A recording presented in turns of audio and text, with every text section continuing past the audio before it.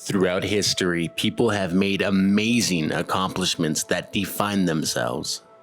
Now, it's our turn to tell those accomplishments, to tell his story, her story, their story, and even your story. With Mike Wexler.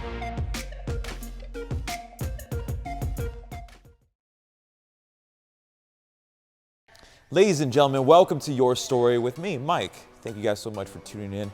This is a very special episode here. I have a guest here that I've been personal friends with for quite some time, about a couple of years.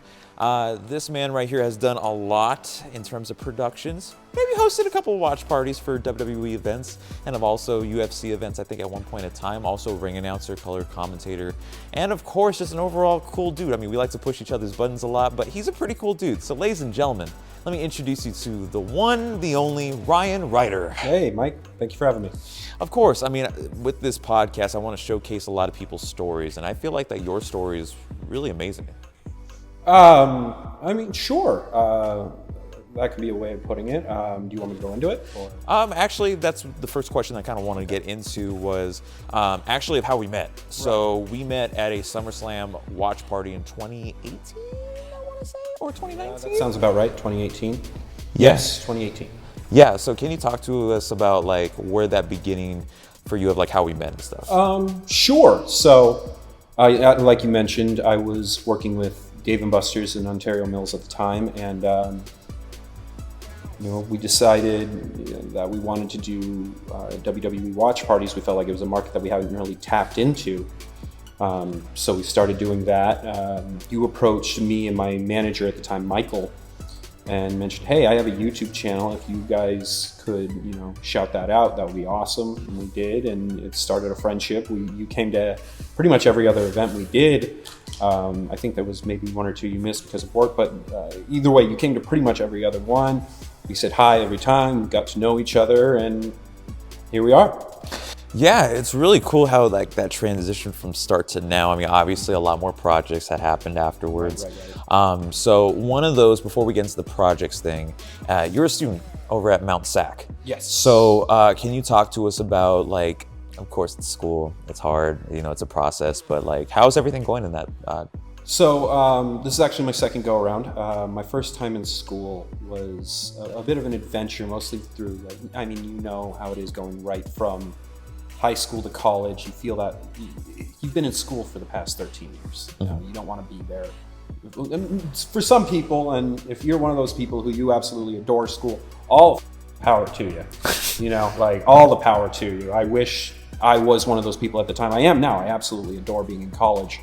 But my first time there, I didn't really have a direction. I didn't really have a plan. I kind of just went, So going back now is a lot of, now that I have a direction and I have a path that I want to follow, I love it. I absolutely love it. Being a college student right now is tough because, full-time student makes it really hard to have a full-time job, which makes it really hard to make money. But it also gives me the privilege of kind of pursuing things that I want to do, help out on projects that I want to be a part of, do some really cool things, and while a lot of that is coming out of pocket, I still get to do those things, and I have that time because as a full-time student, while my schedule is packed, it's still flexible. Mm-hmm. Yeah, I mean, of course, when it comes to just pursuing your passion in general, that could be a very tough path. That could be a very, just hectic. But you also know that at the end, you still go and live that dream. You know what I mean? You're doing that with a lot of recent things that have come out. With EWF, with Hard Knocks, and all kind of like the Dave & Buster's stuff. Right. Just knowing that you're doing what you love, even there's that little bit of a challenge to it. I mean, it's still great to do it. Right. I mean, the thing is, you have to, before you can even do what you love, you have to learn what you love. And it took me a while to really learn what I love to do. I've done a lot of filming projects and a lot of videography projects, and that was what I initially went to school for. And it's not really my first love. It's something I'm good at, and it's something I'm very good at, but it's not something that I want to put my life into. it's something that's fun to do. And finding that thing that makes you want to wake up and be like, all right, let's go. I'm so happy to do this. I know it's going to be a lot of work, but I know I'm going to love every second of it. That's where a lot of that, that's where I think a lot of people don't really get to, for one reason or another. They don't really get to do that. And one of the things that school, at the very least, has given me the privilege to figure out. Oh yeah, I mean, again, everybody has different paths Right. when it comes to going to where you want to go. You know, especially for people, it takes a little bit longer. For some, it takes straight from high school to then. Right. You know, I've always said myself, you always should be proud of that process that happens. Because if you don't, then you're gonna be like, man, like, was it really worth it? Is this what I really want? So like for you, like I want to kind of know, like, going through this process right now, you're still going through, you're dipping your toes in water of all these different projects. Do you still feel that passion that you've had in the beginning for what you want to do? Oh, that's a great question, actually. I think the answer is yes, but differently. Okay. I absolutely love the projects that I'm a part of. Mm-hmm. Do I still feel those, butterflies, like, oh my God, I get to do this? No, because now it's kind of just like, all right, another day in the office. Like when I was doing the watch parties at Dave & Buster's, the first one, I was so excited because of there were endless possibilities of Right. what we could do. By the 9th or 10th one, there was a formula. Mm-hmm. We had the games that we had, this is how we're going to interact with the crowd. These are when our cues are going to be. We had a structure. Mm-hmm. And I think that's where a lot of the projects I've been working on for a while now. And that's kind of where the difference is I love the structure. Mm-hmm. I love the things that I get to be a part of while doing it. But the excitement from it has gone from, oh my God, I get to do this too. Okay, I get to see people that I enjoy. Right. And I get to rekindle these connections and make new possible connections. Right. And I love doing this, so I get to do it again. And that's kind of where that changes. Same goes for school. Like getting back into school, I had an absolute blast my first semester. It was like, oh my God, this is new and different, and I get to do it again. And I think I'll probably have that again now that we get to go back to school with COVID-19 ending. But my fourth semester, the excitement was, okay, now I get to have a new experience in this way. Of course. And I think that's what really matters, especially if you're going to be pursuing a career in entertainment, in production, in the stuff that we do. You have to find the part that excites you and make sure that you can look forward to it. In fact, in any part of life, even if you're working an office job, maybe you get to that office job and you have that bobblehead on your desk that you hit every day. It's like, that makes my day better. Sure, you can bobblehead. Right. I mean, that's cool. I mean, it's cool to get those different little things in life that makes you happy and remind yourself of why you love what you love, or that keeps you going. That's really something important to me. But what I kind of want to get into is that you mentioned about passion, or that was mentioned earlier in the interview. What is the passion that you are pursuing currently? Right now, currently. Because you are a comm major. Yes. And you're pursuing that field. Yes. So the passion that I'm pursuing currently, I want to get into PR. I want to get into public relations, because that's what I really enjoy doing. Is I really enjoy stuff like this, where I get to have a discussion with people, and I get to know them, and they get to know me, and we kind of see if we can mesh together and work together. I really enjoy that. So I'm pursuing communications for that. I'm also dual majoring in radio. Yes. Because I've been told I have a very good radio voice, and I'll let you guys judge that. But I've been told I have a very good radio voice, and I have that ability to connect with people on any sort of real level. And so I want to get into radio because, one, I love music. Music's always been a passion of mine. I never really got the chance to learn how to play an instrument for reasons, but I've always loved music. I love the musical process. I love examining different songs. So music's always been a big passion of mine.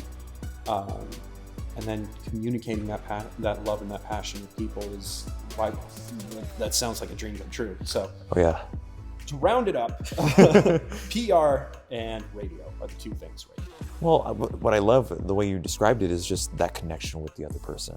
Having this dialogue like how we're doing right now. Yeah. That's, to me, especially during a pandemic, it's very hard, and we already know that. But just getting these opportunities like how you did with PW, same thing goes with EWF and all these other things that you've kind of experimented with, even with non-wrestling and sports related stuff, and getting your hands on production and just interacting with all these different people.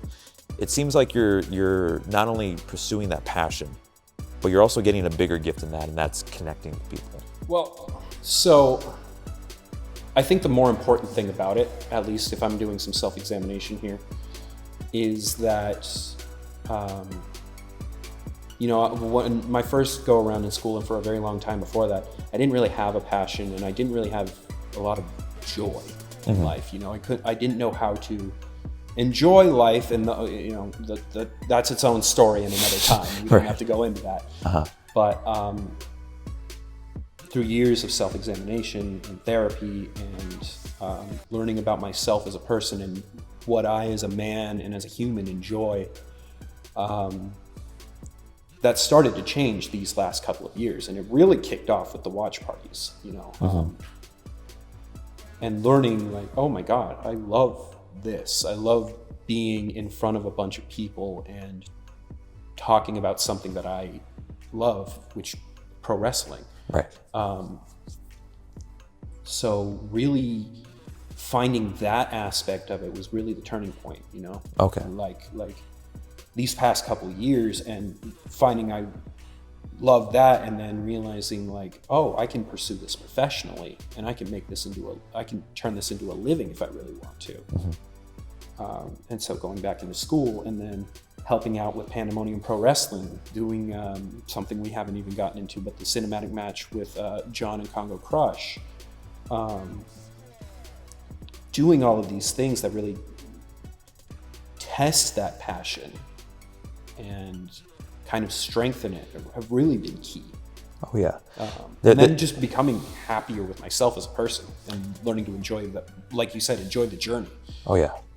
Yeah, and I feel like that's most important too, just kind of focusing on yourself, focusing on your happiness. Especially during now, it's really hard to focus on that because there's stuff happening all at once. You read the news, you read what's just happening next door, or whatever the case may be, or at the job, or whatever the case may be. Yeah. But just knowing that you have that capability of just focusing on yourself, knowing how you could cope with it, or just do your best to kind of combat it a little bit, I think that's the best gift of all. Right. And it doesn't come easy, especially right now. You look at things like Twitter, TikTok, Instagram, Facebook, all of these social media sites, and which is kind of ironic considering we're doing a YouTube video right now. And also on Spotify and yeah. And we are putting ourselves out there, but the thing is, we have negativity thrown in our face constantly. It's if you are on social media all the time, you are constantly being bombarded with either two main things. One, the worst that humanity has to offer. For example, the shooting that just happened. Right. All over social media. And you're being bombarded with story after story after story after story. Right. Or the people you really care about, you're seeing them on their best days. Every day. Right. And it's if you're not mentally sound to recognize this is them on a good day, when you're having a bad day, and you start making those comparisons, they're doing all of these cool things and I'm here, on my couch. God, I'm wasting my life. And you've got to realize as a person that that's not true, especially if you're a college student who got a late start. For me, I'm back in college. I'm almost 30. Right. And I haven't even gotten my associate's degree yet. And you see that on paper, 30 years old, no degree other than high school. I look like a failure. Right. Which you're not. Yeah, and I'm not saying I am. I'm not saying that. Right. It's just on paper, you see that, and a lot of people see he's failing. Right. And that's not true. I've spent 3 to 4 years getting myself better. I've spent the past 2 years pursuing passions in a field that I love, and it's more about doing things to fulfill yourself as a person instead of fulfilling that need to show others, hey, I'm still doing it. I don't care what other people think of me. Right. You know, like that, I'm comfortable enough in my skin to know that whatever you think, if you think I'm all the power to you, man. If you think I'm a great guy, awesome. I'm glad you do. I know what I am. Mm-hmm. And that's what matters to me. And the minute that stops mattering to me, I'm gonna have to reassess some things. Right. And of course, nothing's more important than you. Right. You know, it doesn't matter how long something takes. Right. It just, as long as you're happy with it, you achieve it. That's all that matters. And speaking about that, we only have, you know, just, we could talk about a lot of things when it comes to Ryan Ryderr. But I do want to go into this one kind of last aspect, because it's been a great conversation. I do appreciate you having, you know, being here and getting this conversation. But the last thing I want to get into is for the people at home that are like, Ryan Ryderr, like, I haven't seen him before, and before they go do the research and go follow the social medias, which you can, which I will. There's a lot of them that haven't seen me before. So. Well, right. Okay, is there a final message for you, you know, that you want to put out there and really just showcase your story? Because that's the point of these interviews, is to showcase who Ryan Ryderr is. Okay. Sure. Yeah, it put me on the spot a little bit, but that's okay. That's okay. That's where I flourish.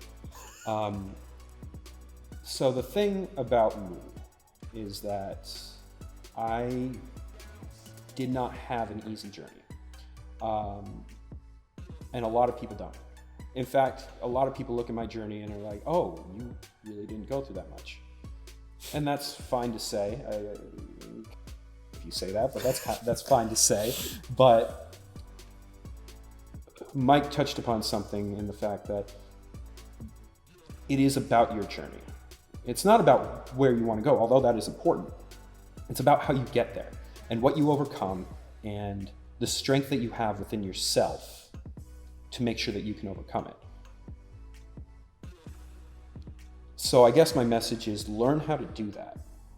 Whatever problem you have in your life, you can overcome, because because every problem is able to be overcome. It's just a matter of having the mental fortitude, learning about yourself, learning what you can and can't handle. And if you can and can't handle something, that's okay. And then realizing that you as a person, you are valid, you are needed in this world, people do care about you, and you're not alone. And those are all things that I've had to overcome. And I've done it. And I'm not anybody special. I'm some dude who really likes wrestling. So, yeah. Well, awesome. Well, thank you, Ryan, once again. If you want to follow him on all social medias, it's, you know, Ryan_Ryderr on Ryan_Ryderr, RYDERR. Follow me. I don't post a lot. So I'm happy to talk to you guys if you want to message me. Well, yeah. Well, thank you guys. Thank you once again for being on the podcast. And for those who don't know, like, comment, subscribe. I got to do that whole YouTube thing. Go ahead. If you want to listen to this on Spotify, Apple Podcasts, iHeart Radio, or just anywhere you can find your podcast, make sure you guys follow Your Story with Mike, me. And thank you guys. And I'll see you guys in the next interview.